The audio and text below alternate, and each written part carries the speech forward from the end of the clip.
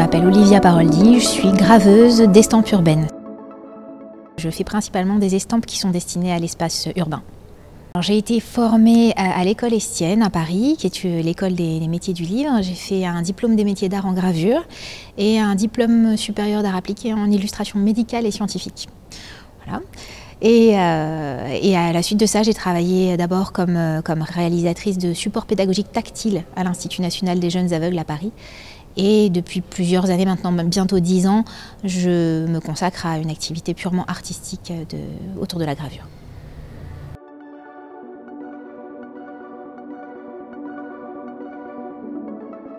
J'ai eu envie de devenir graveuse au moment où j'ai découvert cette technique. Donc c'était vraiment pendant mes études, parce qu'avant ça, j'avais vu des estampes sans comprendre vraiment la technique et comment c'était réalisé. Et le fait d'apprendre des gestes, de m'inscrire dans le temps en apprenant des gestes qui ont déjà été utilisés, qui perdurent, et les interpréter à ma façon. Voilà. Il y avait cette approche de la technique vraiment qui m'intéressait, et d'inclure ça dans une démarche artistique. Donc la révélation s'est faite à l'école Estienne. Moi, je me situe comme un témoin de mon époque. Et ce que j'apporte, ça, on le verra peut-être dans 10 ans, 20 ans, je ne sais pas, peut-être beaucoup plus tard, mais moi, je me situe vraiment comme quelqu'un qui va marquer l'empreinte de son époque par le biais de cette technique-là. Alors venir à Aubagne, c'était un immense cadeau, parce que c'est quand même idéal comme cadre pour présenter son travail. C'est un espace c'est un magnifique écrin, quoi. C'est lumineux, c'est beau, c'est spacieux, je suis rentrée libre, les gens viennent autant de fois qu'ils veulent, c'est une longue exposition, bref, les conditions sont idéales. En plus, j'ai eu un temps de résidence, donc j'ai pu travailler. Et quand je suis arrivée sur place, j'avoue quand même que j'étais complètement impressionnée par l'ampleur du lieu. Je l'avais vu bien sûr avant plusieurs fois, mais de venir là dans un lieu qui était vide, les murs étaient blancs, prêts à recevoir mon travail. Et moi, je me trouvais tellement petite dans cet endroit immense que j'ai quand même mis un petit temps à me débloquer et à créer pour le lieu. Une fois que c'était fait, c'est un vrai beau souvenir. Je pense que ça va être une étape quand même dans tout mon parcours artistique. Ça va vraiment être une étape importante, parce que c'est affirmer certains choix, faire des choix déjà, parce que pour une exposition on est obligé d'en faire, donc là ça a été le cas, faire des choix, les affirmer, et il y a ce côté expérimental dans cette exposition que j'avais pas eu précédemment, qui fait intervenir les visiteurs, qui leur laisse une part d'expression, et avec lesquels je vais pouvoir dialoguer, parce que je vais partir de leur dessin pour faire une fresque. Je ne vais pas arrêter de créer pendant l'exposition, en fait, parce que la fresque va être visible jusqu'à la dernière semaine de l'exposition, elle va certainement bouger. Donc c'est comme ça que j'aime travailler, c'est-à-dire on réinvente un petit peu les règles du jeu pour le lieu. Dans l'exposition, il y a une installation avec quelques boîtes aux lettres. Le but du jeu, c'est que les visiteurs laissent leurs réactions, leurs dessins, des petits mots, ce qu'ils veulent, dans ces boîtes aux lettres-là. Et à partir de ça, moi, je vais constituer une fresque d'estampes. Alors, je ne pourrais pas dessiner tout ce qui a été dessiné, évidemment, mais il y a certaines choses qui sont très inspirantes. Et oui, j'ai déjà commencé à récupérer le courrier, et c'est super. Il y a des choses vraiment très, très inspirantes. Là aussi, c'est très touchant. C'est un exercice que je n'avais pas fait jusque-là, de travailler à partir de dessins offerts. Et c'est vraiment... c'est particulier, là aussi il faut lâcher prise, hein. Il faut se dire bon je vais dessiner des choses que j'ai pas du tout choisies quelque part, enfin je fais des choix dans les dessins, mais ce sont des propositions, il faut jouer avec ça. Et c'est un jeu, moi je vois ça comme un jeu, et c'est particulièrement agréable, et j'ai hâte de voir les réactions des visiteurs qui peut-être vont retrouver des morceaux de leur dessin sur la fresque d'estampes qui sera installée.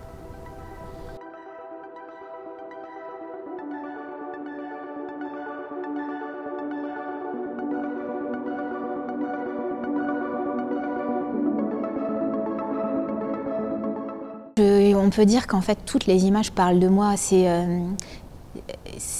c'est-à-dire que c'est une façon d'être humain en fait, c'est une façon d'être humain sur Terre. Tout ce qui fait mal aux autres, ça me fait mal aussi en fait, c'est pour ça que je les dessine moi, ces gens-là, ils sont pas en dehors de moi. Quand je dessine ces enfants, ils sont tous un peu mes enfants, ils sont tous un peu moi, et je ressens, j'ai l'impression de ressentir, surtout quand je les dessine, j'ai l'impression de ressentir ce qu'ils ressentent. Et y compris quand c'est positif, c'est pas toujours que triste, hein. C'est ça, c'est une forme d'empathie, mais pour moi ça devrait même pas s'appeler comme ça, c'est une façon d'être humain sur Terre, quoi.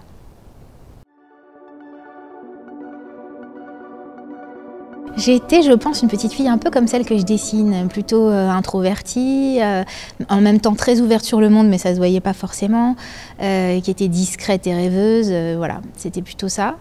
Et pourquoi beaucoup d'enfants? Parce que je pense que c'est évidemment une période hyper importante de la vie et que l'enfant qu'on était reste en nous pendant tout le reste de notre vie. Et c'est cette part-là qui nous permet d'être sensible, de comprendre le monde, d'être humain. Et c'est ça que je cherche à éveiller chez les gens qui regardent mes images. Je dis souvent que je travaille avec ma sensibilité de femme et de mère et il est certain que le fait de devenir mère a dû changer ma façon de travailler, d'être sensible au monde, ça c'est évident, et de dessiner. Même si je serais un peu incapable de dire ce que ça a changé vraiment précisément, mais c'est une forme de sensibilité qui s'est développée, ça c'est certain. Et ça a réveillé en moi ce que j'avais pu vivre petite, ça c'est sûr.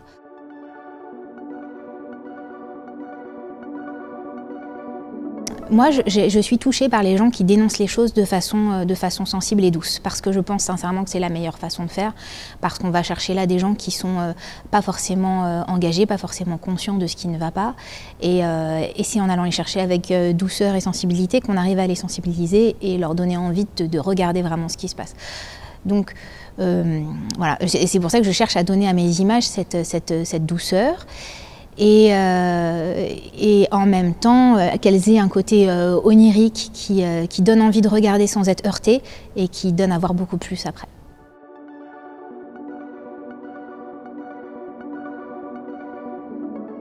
Dans la façon que j'ai d'aborder mon travail, effectivement, il y a un côté très positif. Pour moi, mes images ne sont pas tristes. Certains les voient comme ça, mais c'est pas le but premier. Effectivement, il y a un côté qui dénonce des injustices, une grande précarité, des situations très dures. Et ça, c'est peut-être justement, pour rejoindre la question de tout à l'heure, c'est peut-être ce que m'a apporté la maternité, c'est de voir le côté positif, de voir que les choses évoluent, qu'il y a un avenir possible, qu'on peut changer les choses, et plus particulièrement et plus que tout avec les enfants. Ce serait catastrophique de dire que rien n'est possible avec les enfants que je dessine. Donc moi j'ai tendance à plutôt voir la lumière et l'espoir, et les quelques enfants que j'ai rencontrés et avec lesquels j'ai travaillé sont porteurs de cette lumière et de cet espoir, c'est clair et net.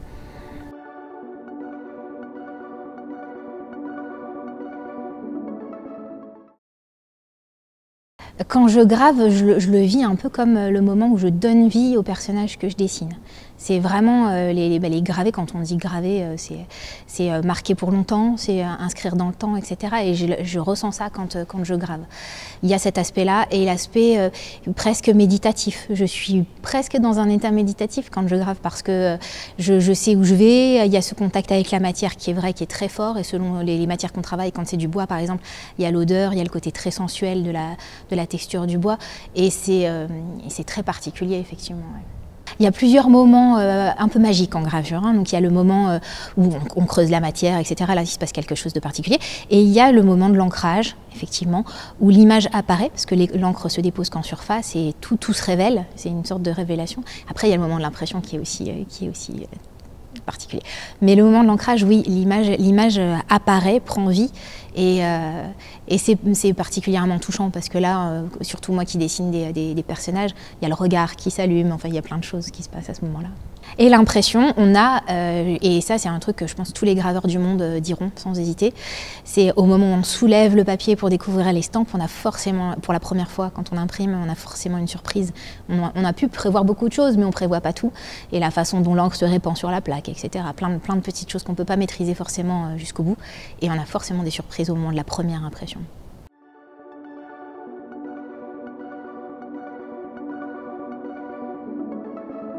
Le papier que j'utilise est particulier, il est particulièrement fin. Je l'ai cherché, j'ai fait beaucoup d'essais pour pouvoir trouver celui-là.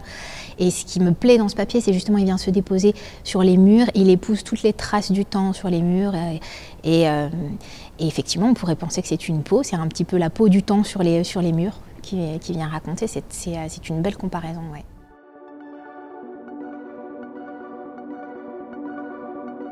Alors moi j'adore cette contradiction, je trouve ça vraiment important pour moi, c'est la contradiction qu'il y a entre graver dans les matières, dans les plaques que je grave, ce qui va durer, et l'estampe, le papier qui pour le coup est éphémère et qui ne durera pas sur les murs. Mais par contre, et j'aime à croire que ce qui va durer, c'est ce que les gens ont vu, c'est ce petit moment, cet instant où l'estampe a été vue dans la rue et que ça a peut-être marqué les pensées de la personne qui a vu l'estampe à ce moment-là, ou que ça lui a ouvert l'esprit sur d'autres choses, ou ça a donné envie de réfléchir, de se documenter, de se renseigner. Et ça, je ne pense pas que ce soit si éphémère que ça. Quand on place de toute façon des estampes ou d'autres créations artistiques dans la rue, on accepte ce jeu que la création, l'image, le support soit détérioré, abîmé, voire volé, ça fait partie du jeu. Ceci dit, moi j'accepte assez bien que l'image soit abîmée par le temps, soit abîmée par les passants, soit peut-être même déchirée par quelqu'un qui n'a pas envie de la voir ou que ça dérange. Ça, je le comprends. Par contre, ce que j'aime pas du tout et ce que je comprends pas, c'est que des images puissent être prises, volées. Moi, je considère ça comme du vol, mais c'est pas moi qu'on vole en l'occurrence, c'est la collectivité. Que l'image puisse être prise pour être mise chez soi, pour qu'on se l'accapare, qu'on se l'approprie. Ça, je le supporte vraiment pas très bien. Je le vis pas bien déjà. Et ça me dégoûte, vraiment. Là, pour le coup, c'est vraiment quelque chose de violent. J'accepte mal. Ça m'est pas arrivé souvent, ça m'est arrivé quelques fois et généralement je le sais parce que l'estampe est complètement partie du mur, très proprement détachée et ça on se doute bien qu'elle n'a pas été vandalisée mais qu'elle a bien été récupérée et effectivement c'est ce que je supporte le moins bien.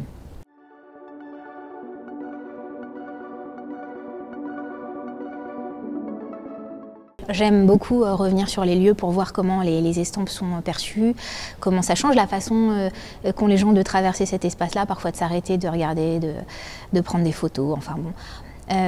Néanmoins, c'est pas une chose fondamentale. Je grave pas et j'imprime pas des images pour ça. C'est important bien sûr, mais j'attends pas une réaction particulière. N'importe quelle réaction pour moi est bonne en fait, parce que ça a interpellé. Donc même une réaction négative, ce serait une réaction, c'est très bien. Donc, et voilà. Et quand je peux, oui, je reviens sur les lieux, mais c'est aussi pour voir comment l'image disparaît avec le temps, comment elle s'abîme, comment elle vit avec le lieu, et parfois il y a des surprises étonnantes. Je me rappelle d'une fois où une estampe avait complètement disparu, il restait juste le regard du personnage, c'était un petit enfant, un écolier, il restait uniquement le regard sur le mur, c'était fou. Mais bon, ça m'arrive rarement de pouvoir revenir quand même, parce que souvent les estampes sont collées à l'étranger, ce sont des choix et parfois des lieux sur lesquels je peux juste vraiment pas revenir parce que c'était de passage. Voilà. Donc je le fais pas tout le temps, mais quand je le fais, oui, c'est intéressant. Donc, pourquoi pas de revenir sur les lieux dans quelques années, en essayant de laisser beaucoup de temps pour espérer que les choses aient beaucoup changé et dire autre chose, oui, ce serait bien. Dans la mesure où de toute façon, mes estampes, moi je les vois comme des témoins du temps, ce serait évidemment intéressant de revenir à plusieurs moments de ma vie sur les mêmes lieux pour dire d'autres choses.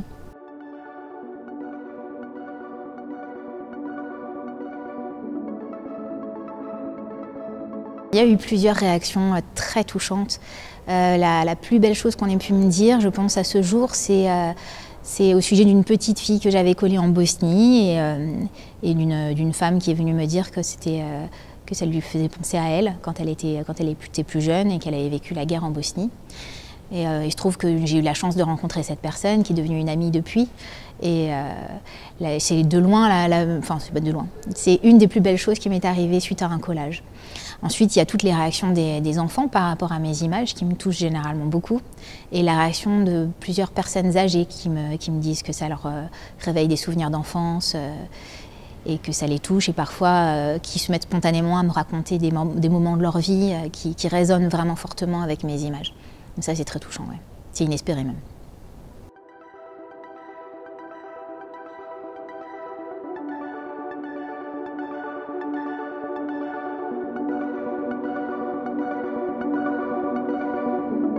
Alors pour les prochains mois et les prochaines années, j'aimerais que mon travail soit de plus en plus percutant. J'aimerais qu'il aille un petit peu plus encore bousculer, un petit peu plus encore affirmer certaines choses qui me touchent, certaines injustices, certains faits qu'il faut mettre en évidence, toujours de la même façon, avec cette douceur-là, mais être encore plus présente dans certains lieux, sur certains murs. Et a priori, du coup, m'éloigner un petit peu des sentiers battus par l'art urbain, le street art, qui est très visible aujourd'hui, et m'en éloigner pour chercher de plus en plus de sens, voilà, affirmer un sens. Il y a cet aspect-là, ça c'est pour le fond, et pour la forme, j'ai envie de creuser la technique, de retourner de faire des mixtes de techniques. Donc là, je travaille essentiellement la gravure sur bois et sur lino, mais j'aimerais y incorporer de la gravure sur cuivre parce que c'est ce que je fais aussi à côté, et c'est un projet, c'est ce que je travaille en ce moment, d'incorporer ça pour ce que je fais dans la rue. Parce que pour l'instant, la gravure sur cuivre, c'est encore moins visible que la gravure sur bois et lino, on n'en trouve que dans des endroits réservés à ça. Et j'aimerais la rendre plus populaire et la mettre dans la rue aussi. Donc voilà, il y a cet aspect technique que je veux creuser et l'aspect du fond d'être encore plus percutante. Je suis en train de prendre conscience de tout ça, de comment être artiste aujourd'hui, ce que ça implique. Enfin, j'en avais conscience évidemment, mais pas à ce point-là. C'est-à-dire faire un travail qui se vend ou qui ne se vend pas, et à qui on le vend, et comment, par quel biais, quelle personne on touche, qui achète notre travail. Enfin, c'est une multitude de questions. On s'imagine que c'est évident, mais c'est loin d'être le cas. Il faut faire une foule de choix et s'y tenir et affirmer ses choix tout le temps, tout le temps.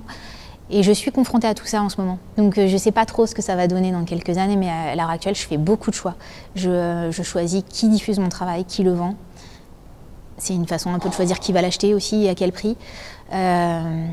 Et voilà, je sais que je fais des choix qui forcément ne vont pas dans le sens où je pourrais vendre le plus, mais c'est des choix qui rentrent pas en interaction, enfin qui ne viennent pas troubler ma façon de penser. Et je suis certaine qu'en faisant ces choix-là, je préserve déjà mon intégrité et en plus ma sensibilité et mon terrain pour pouvoir continuer de créer et d'avoir de l'inspiration. Mais c'est difficile, hein, franchement, hein, parce que c'est pas faute d'être sollicité par plein de monde. Et en fait, en ce moment, je dis souvent non à des projets parce que je m'y reconnais pas, parce que je vois pas ce que je vais faire là-bas. Et voilà. Et à côté de ça, je cours après des gens avec qui j'ai vraiment très envie de travailler. Et bon, donc, on fait des choix, c'est ça. Moi, je voudrais travailler avec des ONG, dans le milieu de l'humanitaire. Voilà. Donc ça, c'est ça qui m'intéresse le plus, évidemment. C'est en partie ce que je fais un petit peu aujourd'hui, mais à très petite échelle. Et j'aimerais faire ça de façon plus importante. Merci.